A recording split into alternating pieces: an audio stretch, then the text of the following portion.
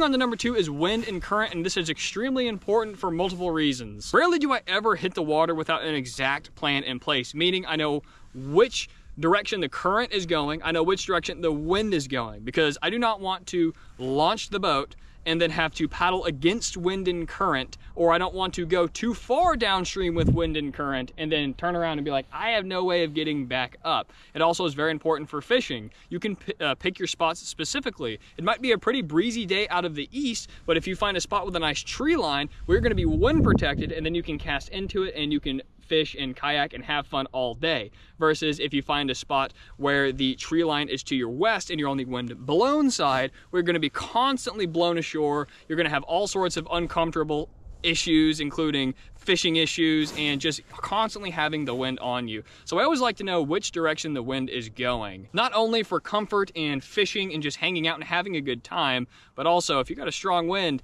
you don't want to be paddling and having to fight it coming directly to your east or directly to your west, and you don't want to be going directly into it if you can help it, and you don't always want it to your back because maybe that pushes you too far away and you can't get back turned around. Same goes with current. I'm on the ocean, so we deal with tides, but same can go with river systems, or maybe you're on a lake and the dam is moving. Just know what the water is doing and know your physical capability and the capability of your vessel. I'm pretty spoiled. I have a motor. Golly.